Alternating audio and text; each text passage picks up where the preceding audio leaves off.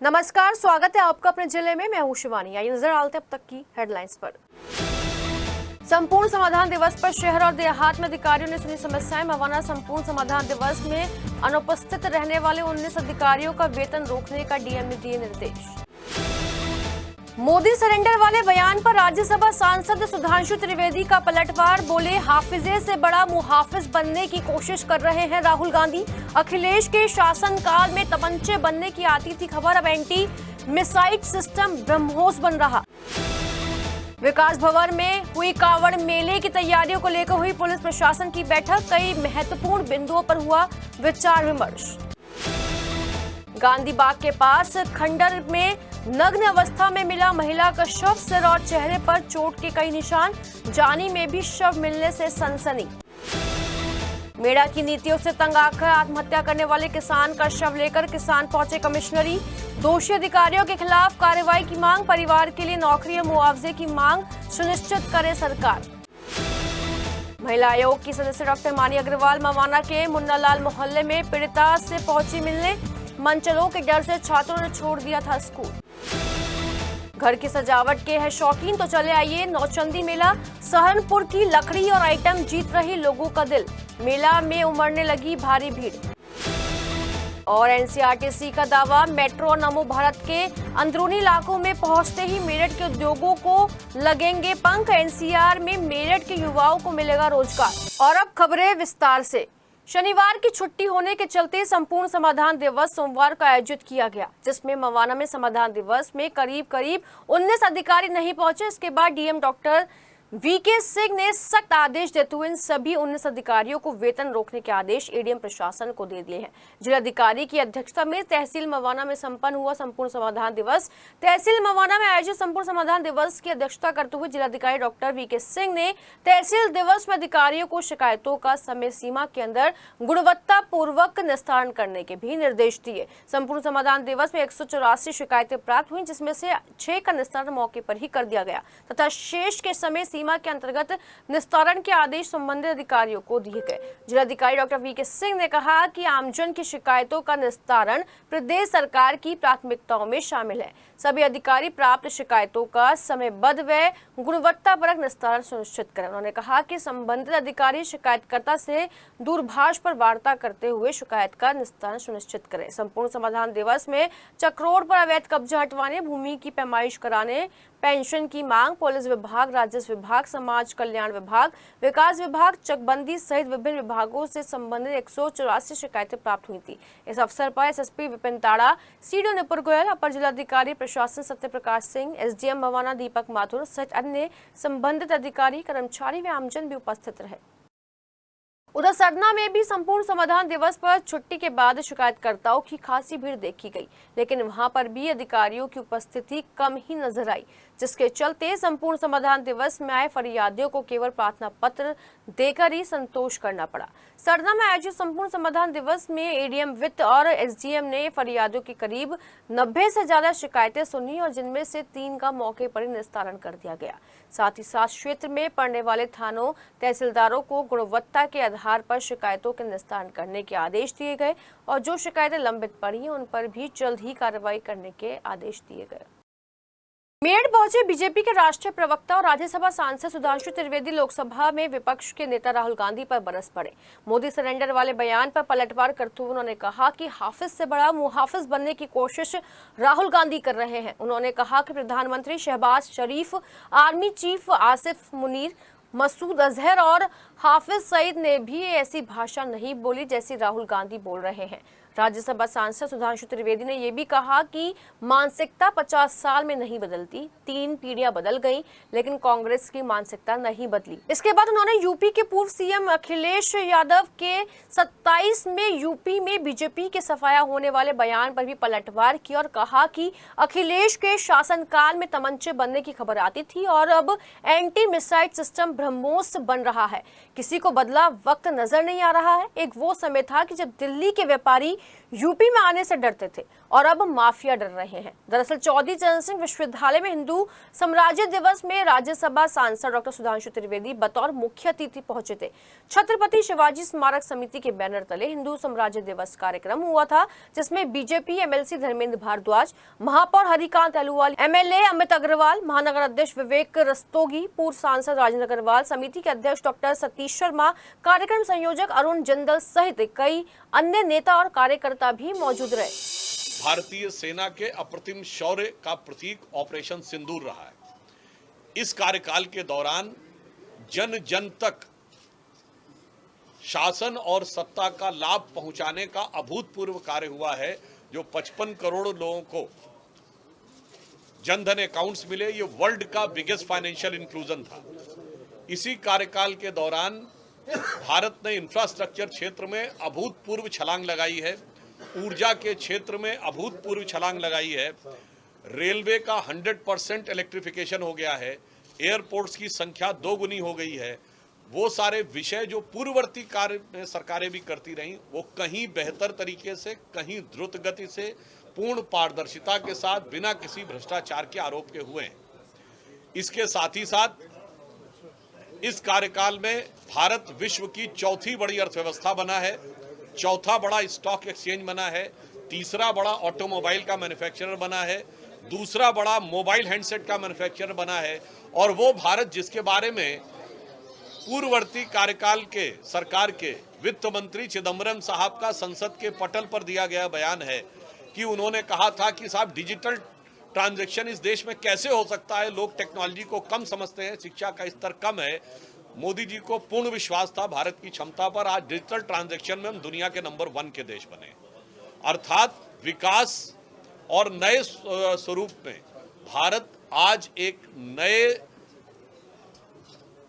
प्रतिमान की तरफ आगे बढ़ रहा है। इसके साथ साथ कुछ ऐसे कार्य जो आजादी के समय के बाद के थे, यानी जो ये कहा जाता था कभी नहीं हो पाएंगे, जैसे धारा 370 और श्री राम जन्मभूमि का मंदिर पे भव्य मंदिर का निर्माण, वो सारे कार्य भी चरितार्थ हुए। और सबसे बड़ा अंतर यह आया कि भारत ने अपनी छवि सॉफ्ट स्टेट के रूप में समाप्त हो गई। अब यह साफ स्पष्ट उभर के आया है कि वो दिन चले गए जब भारत में आतंकवादी हमले होते थे और हम शांति वार्ता करते रहते थे और कहते थे कि आतंकवादी हमलों से शांति वार्ता प्रभावित नहीं होगी। वो दिन चले गए जब 15 जुलाई 2011 को राहुल गांधी ने ये कहा था, राहुल गांधी जी ने, कि आतंकवाद पे नियंत्रण पूर्णता संभव ही नहीं है। परंतु आज जिस ढंग से भारत ने 2016 में सर्जिकल स्ट्राइक, 2019 में बालाकोट स्ट्राइक और इस बार ऑपरेशन सिंदूर करके दिखाया है, इसने भी एक बहुत बड़ा परिवर्तन भारत की सोच के बारे में दुनिया में स्थापित किया है। डिफेंस प्रोडक्शन में हम दुनिया के नंबर 1 के देश बने हैं, मतलब दुनिया के अग्रणी देशों में से एक बने हैं। लंबे समय के बाद भारत उस स्थिति में दिखाई पड़ रहा है जो उसकी वास्तविक शक्ति होनी चाहिए थी। आज हमारा डिफेंस प्रोडक्शन 1,23,000 करोड़ रुपए तक पहुंचा है। 23,000 करोड़ रुपए का हम एक्सपोर्ट कर रहे हैं, जो पहले कल्पना से परे था कि भारत रक्षा उत्पादों का एक्सपोर्ट कर सकेगा। और इसके अतिरिक्त विदेश नीति के संदर्भ में देखें तो हमने अभूतपूर्व सफलताएं हासिल की हैं। हमारे प्रधानमंत्री श्री नरेंद्र मोदी जी मॉर्निंग कंसल्टेंट की रेटिंग में लगातार विश्व के सबसे लोकप्रिय नेता के रूप में स्थापित हुए हैं। हमें अमेरिका से प्रीडेटर ड्रोन भी कॉन्ट्रैक्ट हुआ है और रशिया से S-400 भी मिला है। हमने रशिया से ऑयल भी लिया है और इसके बावजूद क्वाड के मेंबर भी रहे हैं। ऐसी अनेक चीजें हैं जो कि उभर कर सामने आती हुई दिखाई पड़ी। इसलिए मैं कहना चाहूंगा कि इन 11 वर्षों में भारत की शक्ति, सुरक्षा, समृद्धि और समरसता तीनों में युगांतर स्थापित हुआ है। तो जिसे मैं एक बिंदु में कहना चाहूंगा कि स्वप्न देखा था कभी, वो आज हर धड़कन में है। स्वप्न देखा था कभी, वो आज हर धड़कन में है। एक नया भारत बनाने का इरादा मन में है और बढ़ रहे हैं हम प्रगति की ओर, जिस रफ्तार से कर रहा है विश्व भी हमको नमन उस पार से। देखिए, पहली बात तो राहुल गांधी जी किन बातों को कहते हैं और उनकी बातों को कितनी गंभीरता से लिया जाना चाहिए, ये अपने आप में एक बहुत विचारणीय विषय है इस देश के सामने।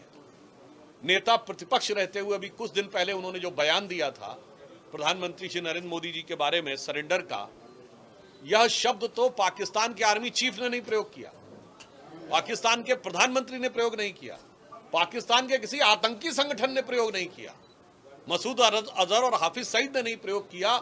इस ढंग की बातें बोलने वाले नेता को क्या नेता प्रतिपक्ष के रूप में होने पे ये कांग्रेस पार्टी के लिए विचार का विषय है। अब जो उन्होंने वर्तमान में बोला है तथ्यात्मक आधार पर बहुत स्पष्ट कहा जा सकता है, इसके सारे जवाब चुनाव आयोग दे चुका है।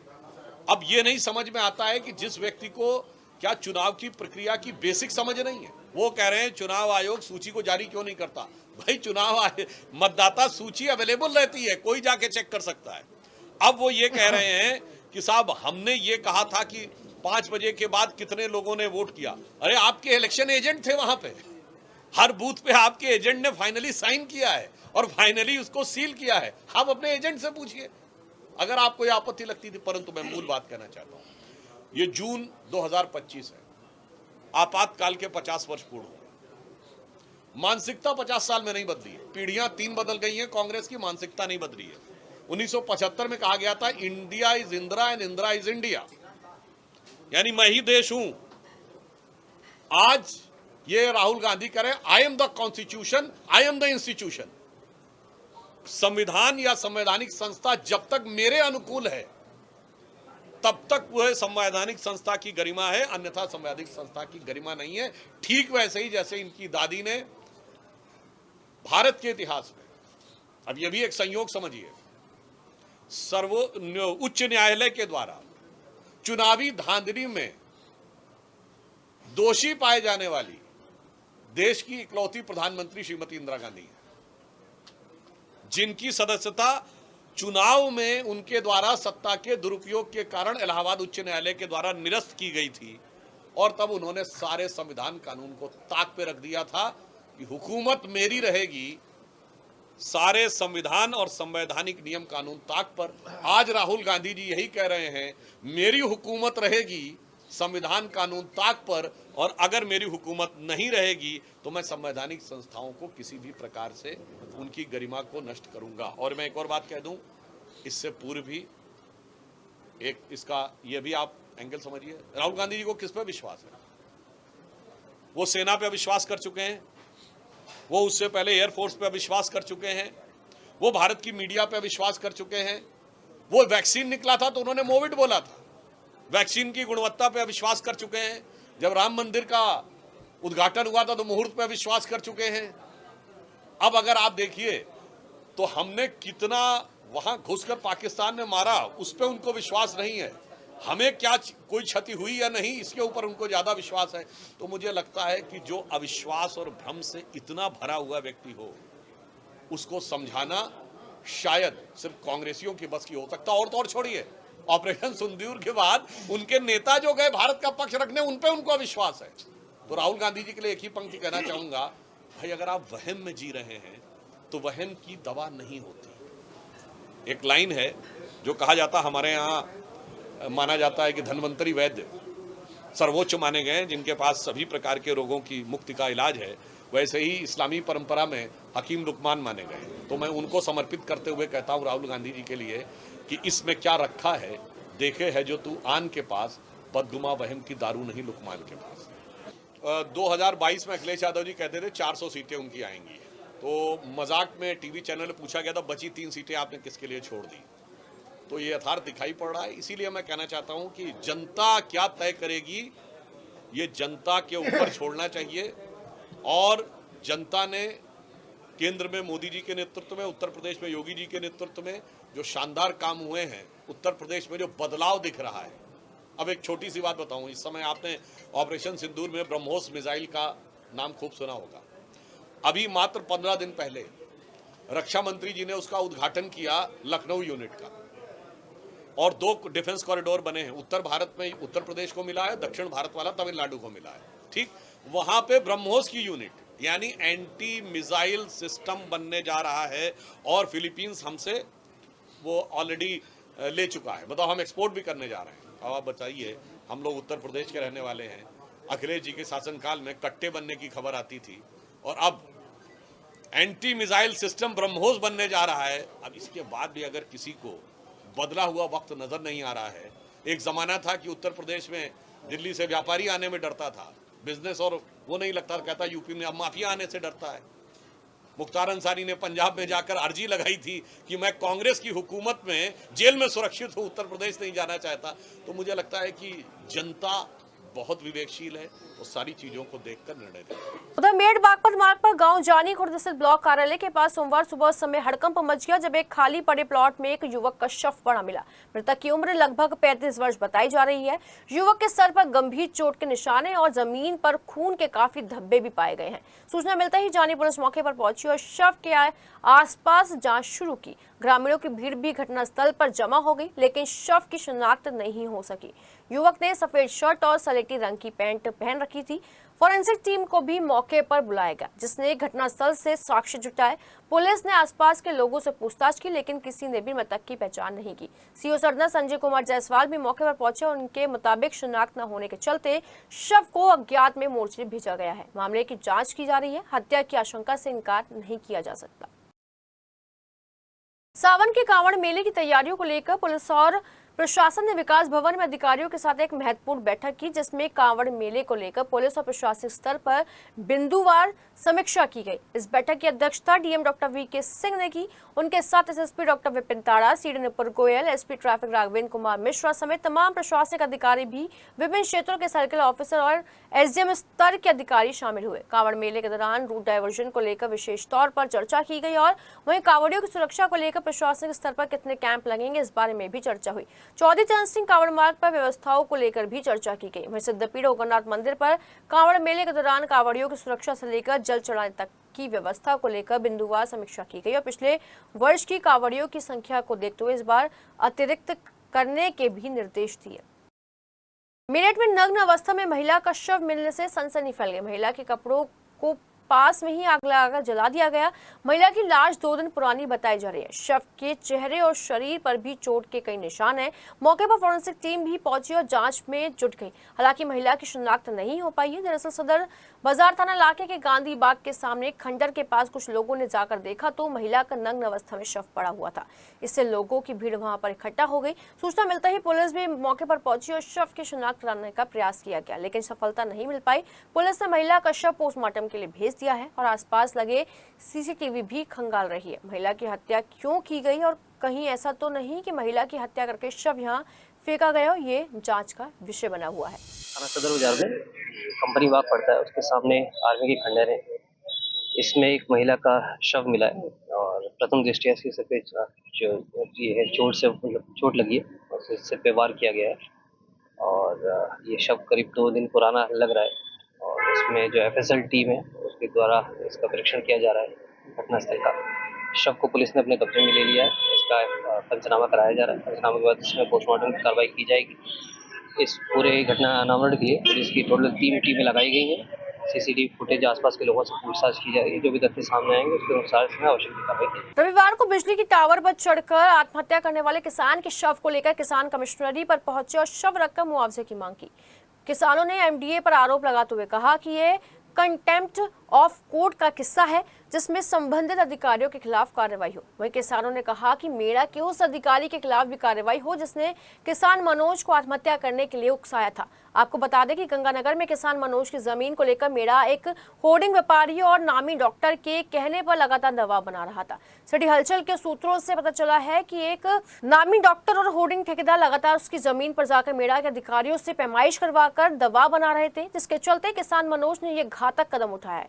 फिलहाल किसानों की मांग है कि मृतक किसान के परिवार में 3 बेटियां हैं, जल्द से जल्द सरकार मुआवजे की घोषणा करे, परिवार के एक सदस्य को सरकारी नौकरी मिले और दोषी अधिकारी और व्यक्तियों के खिलाफ सख्त कार्रवाई हो। हमारा भाई एमडीए ने शहीद कर दिया मनोहर, उसे लेकर आए कि इसे न्याय मिल जा। इसे एमडीए के अधिकारियों ने हाई कोर्ट का स्टे होने के बावजूद नो कह दिया जाके मर जा। इनने मरने के लिए जैसे खंबे पे चढ़ा इसे छोड़ कर आ गए, वो मर गया जी। उन अधिकारियों के खिलाफ कार्रवाई की मांग लेकर आए हम तो। हमारी मेन मांग है कार्रवाई होवे, उन पे तुरंत मुकदमा दर्ज होवे, मृतक परिवार को उचित मुआवजा मिले। उनके बालक हैं, 3 छोटी छोटी बच्ची हैं, उन्हें जो है गोद ले ले कोई अधिकारी, कोई ले लो, एमडीए का वीसी ले लो जिलाधिकारी ले लो, एडीएम सिटी ले लो, या पत्रकार ले लो, कोई भी ले लो भाई। हमने तो यू मनोहर गोद ले रखा है, कुछ नहीं हुई इन पे, कुछ नहीं है तो नुके भाई डेड बॉडी हंता हटा दो, मगर कहाँ ले जाऊंगा, कहीं भी ले जाओ भाई, हंता हटा दो भला भाई, यहाँ तो हटा दे। हम तो गुस्से मंगान लग रहे हैं, अगर इसका अंतिम संस्कार भी हमें मजबूरन करना पड़ा तो यहीं करेंगे हम, यहीं होगा अंतिम संस्कार भी यहीं होगा। टिकैत की फौज है यार। उत्तर प्रदेश राज्य महिला आयोग की सदस्य डॉक्टर हिमानी अग्रवाल ने मवाना के जाट कॉलेज के पीछे मोहल्ला मुन्नालाल में पीड़िताओं के घर पहुंचकर एक नई मिसाल कायम की है। आपको बता दें 8 जून को महिला आयोग को एक शिकायत मिली थी, जिसमें छात्राओं ने बताया था कि उनके घर के पास खंडर नुमा मकान में शराबी आए दिन शराब पीते हैं, जुआ खेलते हैं, जिसकी वजह से उनका स्कूल जाना बंद हो गया है। इससे पहले भी 2023 में इन्हीं मनचलों की वजह से उसकी बड़ी बेटी ने भी स्कूल छोड़ दिया था। जैसे ही यह शिकायत महिला आयोग की सदस्य डॉक्टर हिमानी अग्रवाल के पास पहुंची तो डॉक्टर हिमानी अग्रवाल पीड़िता के घर पहुंचे और कहा कि योगी सरकार और महिला आयोग उनके साथ खड़ा हुआ है। डॉक्टर हिमानी अग्रवाल ने मवाना थाना अध्यक्ष को कड़ी कार्रवाई करने के आदेश दिए। इसमें कड़ी कार्रवाई भी की जाएगी। यदि आप घर की सजावट के लिए कुछ अलग हटकर खरीदना चाहते हैं तो फिर नौचंदी मेला चले आइए। यहाँ आपके लिए बहुत कुछ है। यदि आप लकड़ी आइटम के शौकीन हैं और ये चाहते हैं कि मेहमान जब आपके घर आए तो तारीफ करे बिना न रह पाएं, तो फिर नौचंदी मेला चले आइए। ऐसा हम इसलिए कह रहे हैं क्योंकि नौचंदी मेले में लगे सहारनपुर के स्टॉल पर वुडन की इतनी आइटम है कि जो आपका दिल जीत लेंगे। आप कंफ्यूज हो जाएंगे कि क्या खरीदें और क्या नहीं खरीदें। किचन के लिए भी बहुत कुछ है और वॉल के लिए भी, बड़े बुजुर्गों के लिए भी बहुत कुछ खास है और घर के कॉर्नर सजाने के लिए भी। मेहमानों को चाय नाश्ता परोसने की वुडन प्लेट के तो कहने ही क्या, और तो और बड़े बुजुर्गों के बैठने के लिए पुराने जमाने का पीढ़ा भी मौजूद है। तो चलिए हमारी संवाददाता आपको दिखाएंगी कि नौचंदी मेला, जहां वो आपको दिखाएंगी कि क्या है घर की सजावट के लिए खास। तो आइए फिर नौचंदी को दिल दीजिए और घर के लिए कुछ खरीद लीजिए। मैम नौचंदी में पहली बार आई है, सुना है, कैसा एक्सपीरियंस रहा? अच्छा रहा है, मतलब मोस्टली बहुत यूनिक चीज़ें मिल रही हैं यहाँ पे और शॉपिंग हम लोगों ने की है। अभी क्या क्या शॉपिंग करी? हम लोगों ने एक वो क्लॉक ली है ऐसी वाली जो डेकोरेशन वाली है। मेरा तो बचपन बीता, मुझे तो नौचंदी हर साल आना बहुत पसंद है और एक बार नहीं कम से कम 10 चक्कर लग जाते हैं, कभी अकेले, कभी बच्चों के साथ, कभी परिवार के साथ। बहुत पसंद है। जैसे क्रॉकरी वगैरह भी ली, बच्चों के लिए टॉयज लिए, प्लस यहाँ से भी वुडन का वर्क ले रहे हैं, जो है काफ़ी अच्छा निकलता है, काफ़ी अच्छा है। उधर ऐतिहासिक नौचंदी मेले में पूरी तरीके से रौनक लौट आई है। मेले में रविवार रात को भारी भीड़ उमड़ी। ये पहला दिन था कि जब प्रांतीयकृत नौचंदी मेले में इतनी भारी भीड़ उमड़ी थी। इस भीड़ ने नौचंदी मेले के दुकानदारों के चेहरे पर खुशियां ला दी। संडे को लोगों ने अपने परिवार के साथ फंडे मनाया और यही वजह रही कि भीड़ उम्मीद से भी कहीं ज्यादा थी। झूले वालों को खिलौने वाले हो, सॉफ्टी वाले हो या फिर अन्य दुकानदार, हर तरफ भीड़ ही भीड़ देखी गई। लोगों ने जमकर खरीदारी भी की। जिस उम्मीद में बाहर के कई जिलों से दुकानदार यहां आए हैं, रविवार को उमड़ी भीड़ ने सभी दुकानदारों के लिए नई उम्मीदों के द्वार खोल दिए हैं। उम्मीद की जा रही है कि अब नौचंदी मेले में इसी तरीके से भीड़ उमड़ी रहेगी। सबसे बड़ी बात यह है कि देर रात तक लोग नौचंदी मेला में खरीदारी करते हुए नजर आए। एनसीआरटीसी ने दावा किया है कि नमो भारत और मेट्रो ट्रेन के अंदरूनी इलाकों में संचालन होने से मेरठ के उद्योग को गति मिलेगी और मेरठ के युवाओं को आसपास के क्षेत्र में रोजगार भी मिलेगा। एनसीआरटीसी के सूत्रों ने बताया कि नमो भारत ट्रेन जल्दी ही मेरठ के अंदरूनी हिस्से में पहुंचकर उद्योगों के लिए नई संभावनाओं के द्वारा खुलेगी और मेरठ के युवाओं को भी विभिन्न क्षेत्रों में रोजगार मिलेगा। मेरठ के अंदरूनी इलाकों में जैसे शताब्दी नगर और बेगमपुल से नमो भारत संचालित होने के साथ ही मेरठ के खेल के उद्योग से लेकर ज्वेलरी उद्योग, चर्म उद्योग, दुग्ध उद्योग, फार्मास्यूटिकल्स कंपनियों के अलावा विभिन्न औद्योगिक इकाइयों को काफी लाभ होगा। वर्तमान में दिल्ली के न्यू अशोक नगर से मेरठ साउथ के बीच दौड़ रही है। नमो भारत ट्रेन का मेरठ की तरफ अगला स्टेशन शताब्दी नगर है, जो संचालन के लिए लगभग तैयार है। खास बात है कि मेरठ साउथ से ही मेट्रो भी संचालित होनी है। परतापुर और रठानी मेरठ साउथ से शताब्दी नगर के बीच में 2 मेट्रो स्टेशन है। इन औद्योगिक इकाइयों में काफी सामान दिल्ली से भी आता है, जिसके लिए कर्मचारियों को दिल्ली आना जाना पड़ रहा है। नमो भारत संचालित होने से उन सभी को आसानी होगी। मेरठ के सबसे नजदीकी अंतर्राष्ट्रीय हवाई अड्डा भी दिल्ली में है। पहले जो दूरी बस या निजी कार से घंटों में पूरी होती थी, वो अब मिनटों में सिमट जाएगी। इतना ही नहीं, नमो भारत कॉरिडोर के आसपास के क्षेत्र को ट्रांजिट ओरिएंटेड डेवलपमेंट TOT नीति के तहत विकसित किया जाएगा। मौजूदा सुविधाओं का वकुशल सार्वजनिक परिवहन टीओडी को बढ़ावा देने से शहरी फैलाव, भीड़भाड़ और प्रदूषण को प्रभावी ढंग से कम किया जा सकता है। नमो भारत ट्रेन फिलहाल दिल्ली के न्यू अशोकनगर के मेरठ साउथ तक 55 किलोमीटर के संचालित खंड में 11 स्टेशनों के बीच चल रही है। मेरठ साउथ से मेट्रो की सेवा बहुत जल्द मेरठ के अंदरूनी इलाकों को मिलने जा रही है। मेरठ में 4 स्टेशनों मेरठ साउथ, शताब्दी नगर, बेगमपुल और मोदीपुरम से न सिर्फ मेट्रो बल्कि 160 किलोमीटर प्रति घंटे की अधिकतम रफ्तार से दौड़ने वाली नमो भारत की सुविधा भी मिलेगी। अगर आपने किसी दूसरे की दीवार पर मीटर लगा रखा है तो हटवा लीजिए, क्योंकि यदि शिकायत होती है तो विद्युत विभाग आपको मीटर हटा सकता है। चेतना कॉम्प्लेक्स की दीवार पर लगे मीटर को विद्युत विभाग के अधिकारियों ने एक शिकायत के बाद हटा दिया और जिन लोगों ने मीटर लगाया था उन्हें नोटिस भी जारी कर दिया गया है। इस मामले में शिकायतकर्ता ने आपत्ति दर्ज कराई थी कि गलत तरीके से बिजली का मीटर उनकी दीवार पर लगाया गया, जिसके बाद अधिशासी अभियंता राम यश यादव ने टीम भेजकर वैध तरीके से लगाए गए मीटर हटवा दिया। इस दौरान मीटर हटवाने की प्रक्रिया को लेकर किसी ने वीडियो बनाकर सोशल मीडिया पर वायरल कर डाली। उधर डीएम ऑफिस के बाहर बैठे किसानों ने बर्फ की सिल्ली मंगवाकर शव को बर्फ की सिल्ली पर रख दिया और उसके बाद प्रशासन को चेतावनी देते हुए कहा कि यदि हाईकोर्ट के आदेश की अवमानना करने वाले मेड विकास प्राधिकरण के अधिकारियों के खिलाफ कार्रवाई नहीं होती है और जल्द मुआवजा नहीं मिलता है तो ये धरना निश्चितकालीन धरने में बदल जाएगा। भाकियू के जिला अध्यक्ष अनुराग चौधरी का कहना है कि ऐसा भी किसान कर सकते हैं कि शव का डीएम कैंपस में ही अंतिम संस्कार कर दिया जाए। बड़े अधिकारियों को बुलाने की भी मांग पर किसान अड़े हुए हैं। उधर परिवार की महिला वहां पर पहुंच गई और बच्चियों को लेकर वहां पर धरना प्रदर्शन शुरू कर दिया। मवाना की सरोजधाम कॉलोनी में रहने वाला अजीत सिंह नाम का व्यक्ति एसएसपी कार्यालय पहुंचा और उसने कंकरखेड़ा थाना प्रभारी पर गंभीर आरोप लगाते हुए कार्रवाई की मांग की। पीड़ित ने बताया कि उसने अपनी बेटी काजल की शादी कंकरखेड़ा थाना क्षेत्र के रोटा रोड जवाहर नगर में रहने वाले मोहित नाम के युवक से की थी। पीड़ित का आरोप है कि उसकी बेटी के पति और ससुराल वालों ने उसकी बेटी की हत्या कर रातों रात क्रियाक्रम कर दिया था, जिसके बाद पीड़ित ने आरोपियों के खिलाफ मुकदमा दर्ज करवा दिया था, जिसके बाद पुलिस ने मृतका के पति और सास ससुर को गिरफ्तार कर जेल भेज दिया था। पीड़ित का आरोप है कि थाना कंकरखेड़ा पुलिस ने मृतका के जेठ और अन्य का नाम जाँच से निकाल दिया था, जिसके बाद उसने मुख्यमंत्री पोर्टल पर अपनी शिकायत दर्ज करवाई थी। लड़की हमारी इन्होंने गला घोट कर खत्म कर दी। इन्होंने खत्म ससुराल वालों ने, सास ने, नंद ने, जेठ ने और सारे परिवार ने काम करा उसने, क्योंकि 9 बजे 10 बजे मेरे पे फोन आया रात को कि मम्मी मुझे मेडिकल मिल जाए, मैं मेडिकल करवाऊंगी अपना। मैंने बोला कि मैं भी तुझे मेडिकल ही मिलूंगी। लड़की से मारपीट भी करते थे। हाँ, मारपीट करते थे। किसी चीज की मांग वांग भी करते थे। मांग करते थे, दहेज। बस ये कि मुझे बाइक दुआ, कि मुझे गाड़ी दुआ दे, कि मैं तेरे रोजगार कर लूंगा, यो कर लूंगा। पर हम कहाँ से लाएंगे देंगे भाई? हैं? कितने पैसे भी हमने बहुत पैसे दिए उन्हें लोगों को, पर उनकी समझ में नहीं आया। थाने वालों ने उसकी सुनाई नहीं करी। तीन मरने से 3 दिन पहले उसने रिपोर्ट लिखी हुई थी और दोबारा हम कार्रवाई कह रहे हैं इनसे कर लो, ये नहीं सुन रहे हमारी कोई बात। चौधरी चरण सिंह विश्वविद्यालय के एक छात्र पर चाकू से हमला होता है और रिपोर्ट दर्ज कराने के लिए एसएसपी ऑफिस पीड़ित छात्रा को पहुंचना पड़ता है।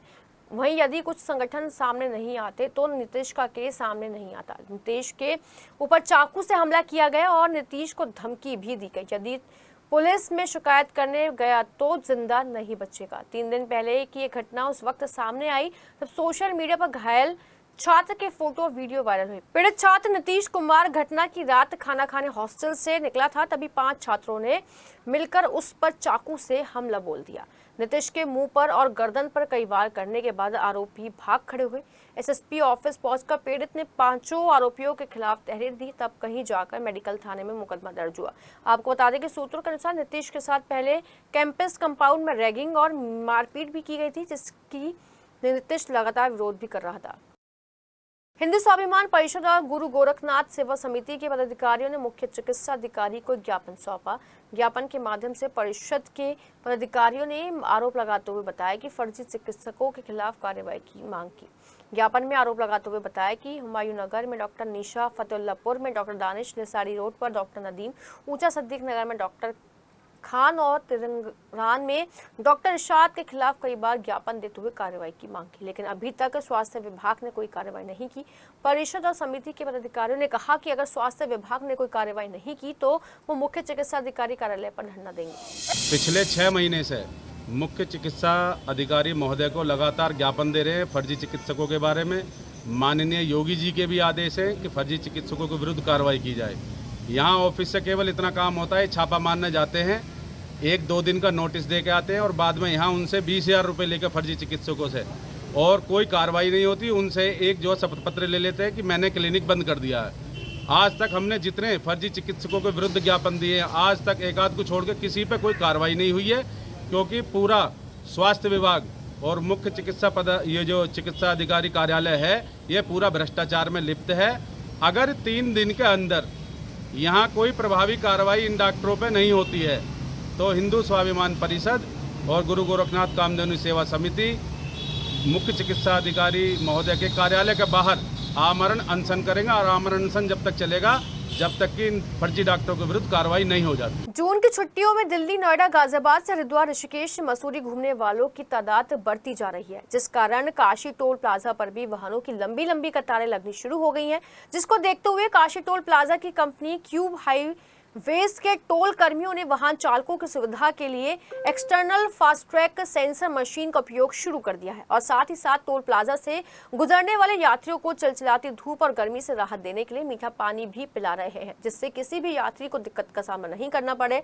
क्यूब हाईवेज कंपनी के दिल्ली हापुड़ मेड प्रोजेक्ट हेड अनिल शर्मा और Kashi toll plaza manager Bhupesh Tyagi ने बताया कि उनकी कंपनी टोल के साथ साथ सोशल वर्क भी करती है। थाना कंकरखेड़ा सरना रोड स्थित पुष्पेंद्र गुप्ता के बेटे कन्नू गुप्ता की गुप्ता एंटरप्राइजेस के नाम से स्टोर है। सोमवार की दोपहर उनके स्टोर के ऊपर से 33,000 केवी बिजली का तार जा रहा है, जो कि यह तार आज हवा चलने के दौरान उनकी दुकान के बाहर लगे प्लास्टिक के छज्जे के एंगल से जा टकराया और एकदम से ब्लास्ट हो गया। ब्लास्ट होने के दौरान आसपास के दुकानदारों में हड़कंप मच गया और आसपास की लाइट गुल हो गई। ब्लास्ट होने के दौरान कन्नू गुप्ता के स्टोर का मीटर, एमसील, बिजली के तार और काफी सामान जलकर राख हो गया। सूचना के बाद बिजली विभाग के लोग पहुंचे, जिन्होंने दुकान के ऊपर जा रहे प्लास्टिक के छज्जे को हटाया और लाइट को सुचारू रूप से चालू किया।